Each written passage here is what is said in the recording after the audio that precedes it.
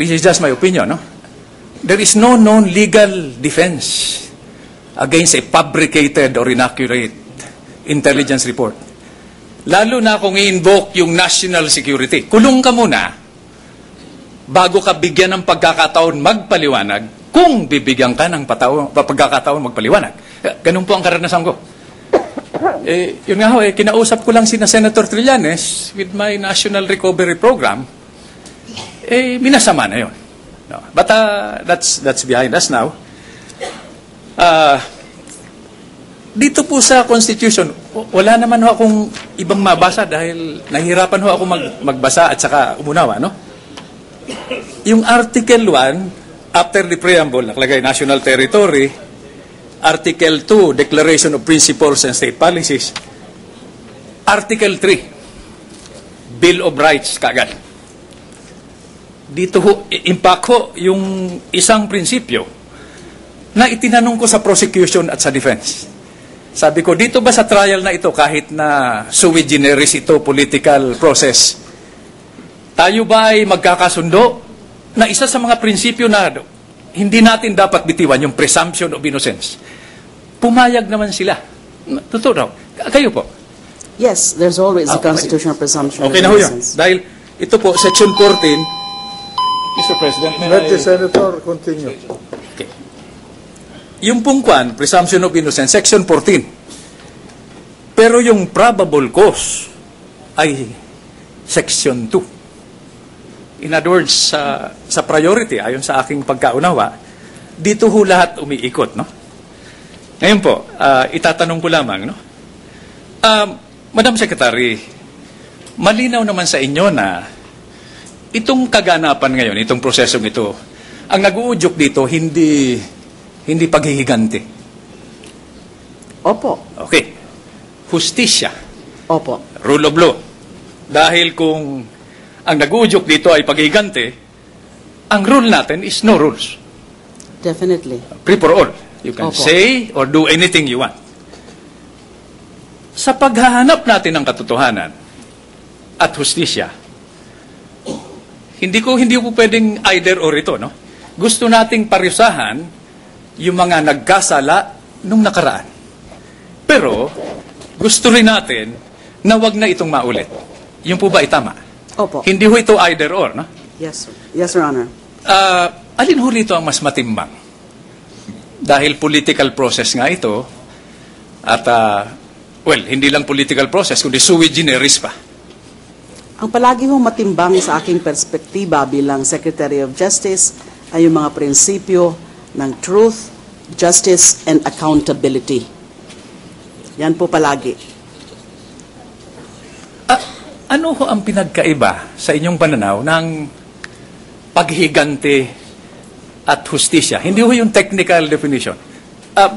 Kaya ho ba natin sa korteng ito mahimay, mabasa yung nasa puso at pag-iisip nung nasasakdal, nung prosecution and defense, kung nasusunod pa ang linyang ito that distinguishes between revenge, paghiganti, at hustisya? Siguro po naman, well, Madam Secretary, alam niyo po kasi, ang hirap-hirap para sa ating lahat, lalo na yung senator judges, na pagdaanan ng prosesong ito. Di ba? Kayo ho, hindi ho ba kayo nabibigatan? talaga naman ho, ang hirap ano na napaka-importante nitong proseso na ito. This is, this is very, this is historical. Ngayon lang po tayo nagkaroon ng ganitong proceedings involving Chief Justice. At kaya nga po, nandyan ang proseso, nandyan ang konstitusyon, at nandyan po kayo as senator judges, and ang mga facts po ay naibibigay sa inyo, and nandyan po yung articles of impeachment, kung ano po ang mga nakukuha natin na mga ebidensya ngayon o mga pananaw natin, yun po ang magiging basihan. And of course, yung nga ho, pag-uusapan nyo pa kung ano ang magiging quantum of evidence, although nalinaw na po yan ng presiding officer na hindi ho ito pwedeng proof beyond reasonable doubt dahil hindi nga po ito criminal case. Dapat ho mas bababa ang batayan. Now, so, talaga hong mabigat itong proseso na to. Very critical. Opo.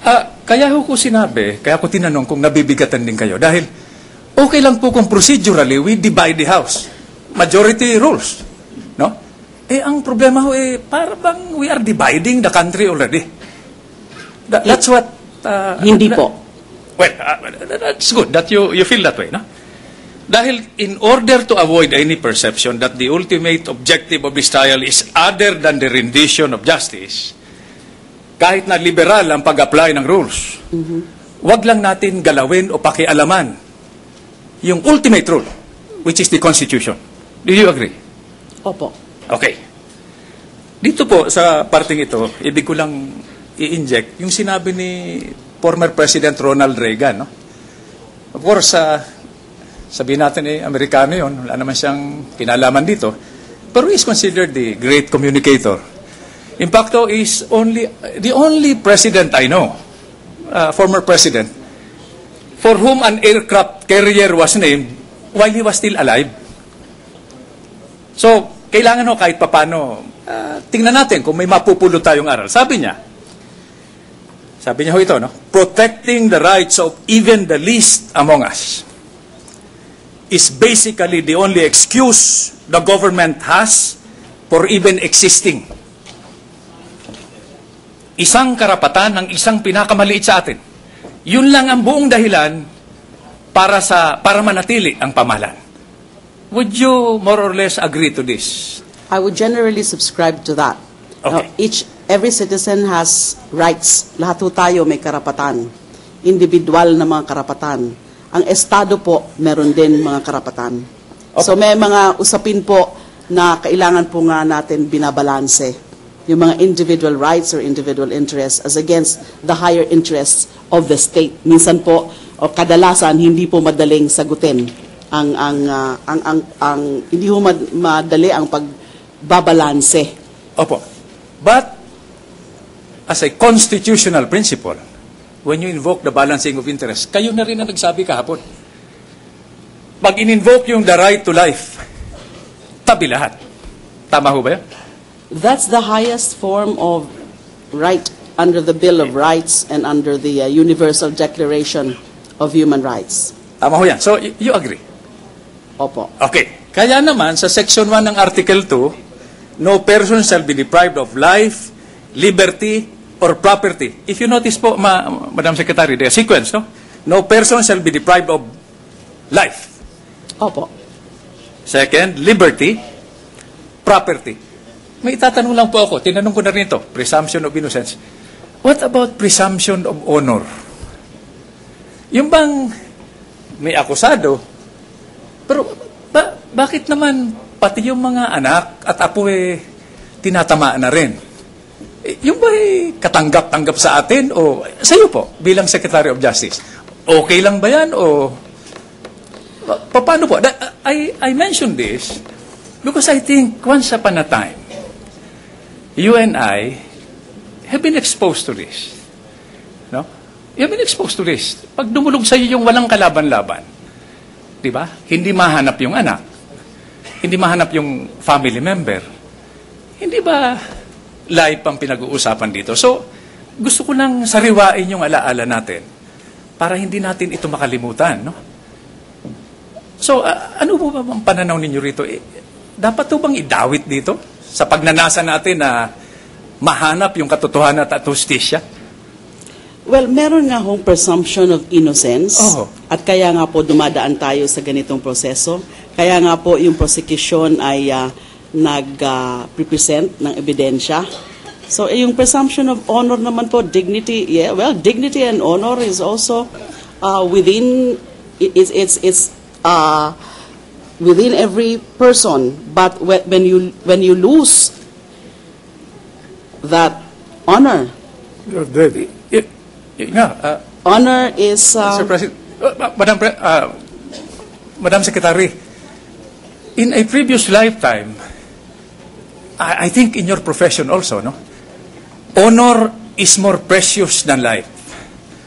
And Yes. recent history has taught us that people sometimes take their own lives when their honor is jeopardized and the future of their children and grandchildren are put in jeopardy. You agree? 100%, Your Honor. Okay. Honor really is Apo. more important than life. Last question, Madam Secretary. So, let's just put this on record. Sa tingin ho nyo so far, prosecution pa lamang po ang nagpipresenta, ito hong prinsipyo ng probable cause ay nasusunod naman. Ibig kong sabihin hindi natin binaliktad. Hindi ko pinupuna ang prosecution dito. Hindi pa naman nagpipresenta yung defense. No? Ibig sabihin, sa kaloob-looban ng puso natin, applying all our standards, ultimately leading to an application of a judgment call which we call calibrating our moral compass or conscience. Naniniwala tayo na probably, may probability nga ho probable cause, no?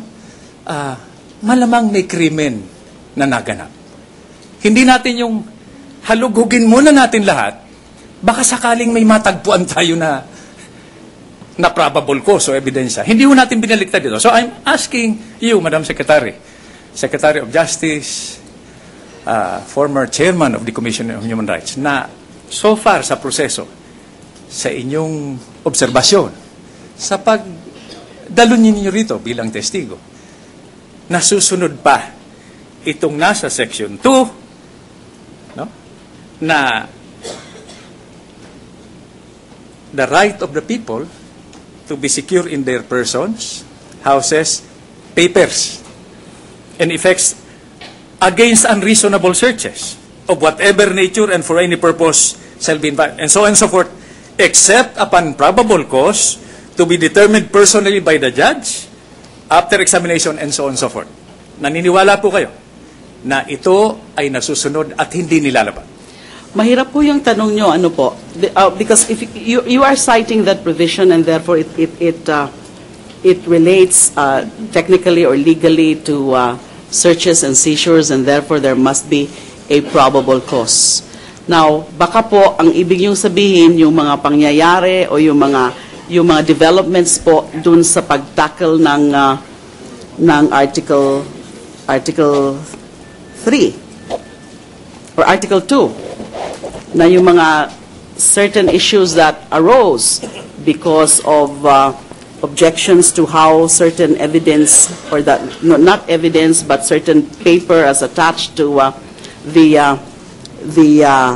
request for subpoena and the sensitive matters with the principles or the rule of non-disclosure of deposits. Now, hindi ho natin wala ho tayong pinag-uusapan na search and seizure dito.